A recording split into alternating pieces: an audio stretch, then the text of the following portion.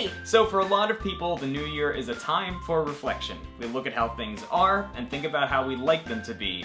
A lot of us set big goals, which is awesome. But how do we achieve those goals? Here are a few tips to keeping the resolute in your resolutions. Number 1, as we often say, have a compelling why. Although we're big fans of the brain's power of logic, people are more motivated to make changes when their goals are charged with emotion. So to quote the 7 Habits of Highly Effective People, begin with the end in mind. Why do you want to do P90X or finish your Sherlock fanfic novel or build an emergency fund? Meaning helps create motion, and it helps you figure out which goals to pursue in the first place, which leads us to number 2, do not do all the things. One of the greatest obstacles of change is overwhelm, and while there's certainly ways to be more productive in general, you can set yourself up for victory by choosing a smaller number of meaningful, more easily achievable goals and stack your victories along the way. And to stack those victories, it helps to do number 3, specify. If your goal is to save money, think about what amount you want to save and why that amount in particular. From there, you can set smaller, tangible targets along the way. Sometimes you can become overwhelmed by wanting to be the first person to run a marathon while walking on their hands. So break it down. Say, I want to run X number of handstand miles per week. We've made a video about productivity strategies that we think could be super duper helpful in this regard. I'm gonna put a link below. And that brings us to number 4. Remember that life is a team game, so try to find some support. Maybe for you, this is a group of people who have similar goals. Some people call this having a mastermind group, which sounds like a sci-fi conspiracy and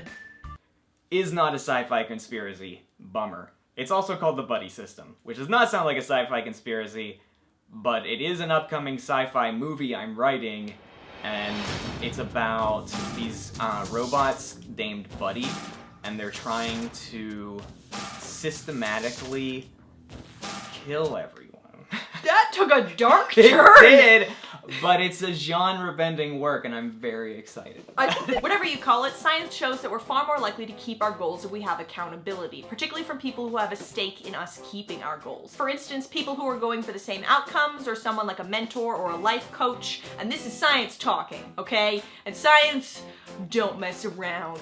Number 5, along the way, know that you'll probably have to let some things go. To quote Bankrate.com, one reason resolutions fail is that people don't change the habits that sabotage them. In many cases, it's okay and even healthy to give yourself a little bit of leeway. For example, if you completely deprive yourself of sweet num-nums, you might one day rebel and flip over the table and yell, "Give me that cookie!" In the early stages of a lifestyle change, it may be better to err on the side of discipline. But as fitness super guru Tony Horton points out, if you're doing 80% of your workouts and eating healthily 80% of the time, you'll be doing really well. And finally, remember number 6, sometimes you'll fall short. But don't let perfect be the enemy of awesome. Along the way, if you can treat yourself with a sense of grace like you treat your BFF, you'll be less likely to call it quits when you make the occasional goof up. Be earnest and educable, be humble and proud, and hopefully you'll be able to look back and say, holy cow, what a difference a year can make. So that's all we've got for you today. Let us know in the comment section below, what are your resolutions this year? We would love to hear from you.